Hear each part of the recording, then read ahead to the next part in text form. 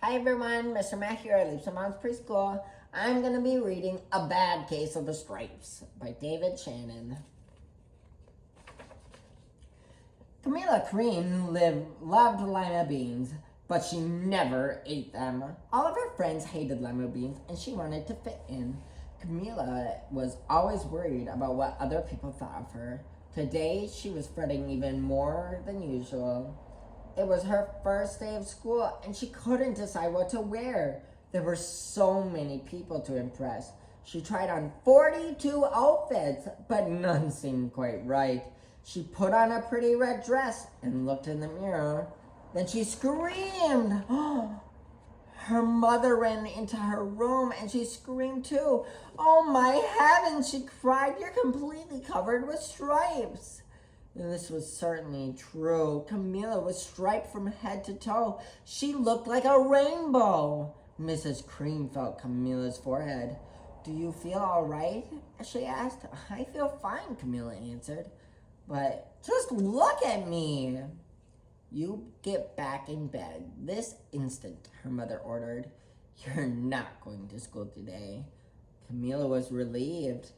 She didn't want to miss the first day of school, but she was afraid that what the other kids would say, and she had no idea what to wear with those crazy stripes.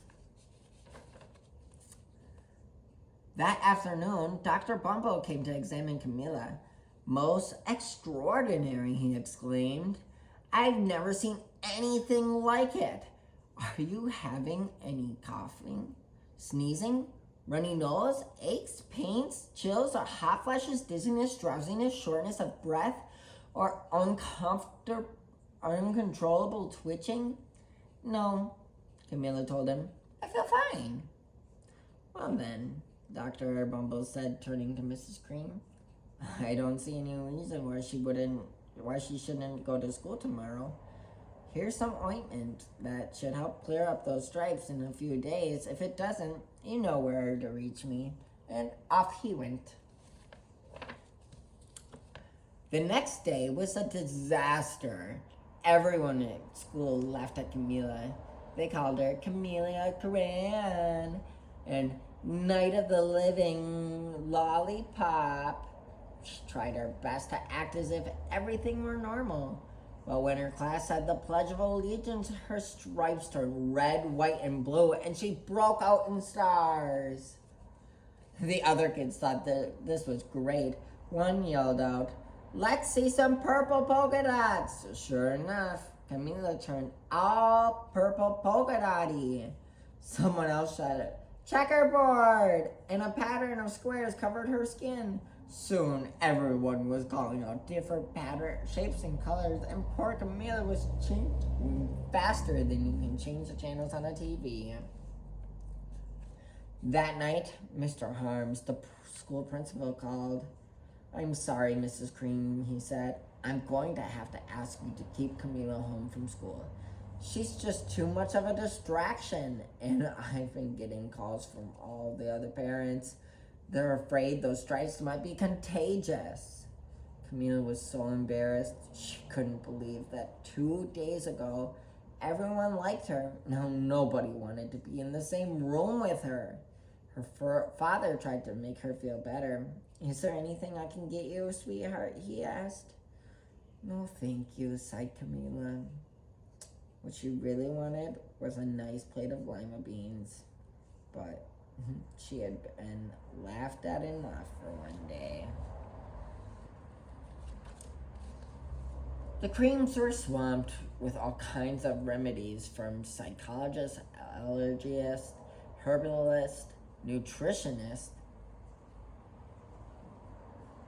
psychics, an old medicine man, a guru, and even a veterinarian. Each so-called cure only added to poor Camilla's strange appearance until it was hard to even recognize her. She sprouted roots and berries and crystals and feathers and a long furry tail, but nothing worked. One day, a woman who called herself an environmental therapist claimed she could cure Camilla. Close your eyes, she said. Breathe deeply and become one with your room. I wish you hadn't said that, Camilla groaned. Slowly, she started to melt into the walls of her room. Her bed became her mouth, her nose was a dresser, and 2 paintings were her eyes. The therapist screamed and ran out of the house. What are we gonna do? Cried Mrs. Cream. It just keeps getting worse and worse. She began to sob. At that moment, Mr. Cream heard a quiet little knock at the front door. He opened it, and there stood an old woman who was just as plump and sweet as a strawberry. Excuse me, she said brightly, but I think I can help.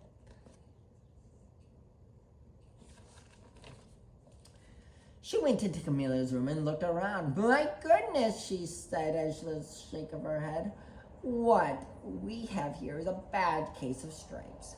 One of the worst I've ever seen. She pulled a container of small green beans from her bag. Here, she said, these might do the trick. Are those magic beans? Asked Mr. Cream. Oh my, no, replied the kind old lady. There's no such thing. These are just plain old lima beans. I'll bet you'd like some. Wouldn't you? She asked Camilla. Camilla wanted a big, heaping plate full of lima beans, more than just about anything, but she was still afraid to admit it. Yuck, she said. No one likes lima beans, especially me. Oh dear, the old woman said sadly. I guess I was wrong about you. She put the beans back in her bag and started toward the door. Camilla watched the old woman walk away. Those beans would taste so good. Being laughed at for eating them was nothing compared to what she had been going through. She finally couldn't stand it. Wait, she cried. The truth is I really love lima beans. I thought so, the old woman said with a smile. She took a handful of beans and popped them into Camilla's mouth. Said Camilla. Turn the page, turn the page. Suddenly, the branches, feathers, and squiggly tail began to disappear. Then the whole room swirled around. When it stopped, there stood Camilla, and everything was back to normal. I'm cured, she shouted. Yes, said the old woman. I knew the real you was in there somewhere. She patted Camilla on the head. Then she went outside and vanished into the crowd. Afterward, Camilla wasn't quite the same. Some of the kids at school said she was weird, but she didn't care a bit. She ate all the lima beans she wanted, and she never had even a touch of stripes again. The end. Bye everyone, thanks for watching.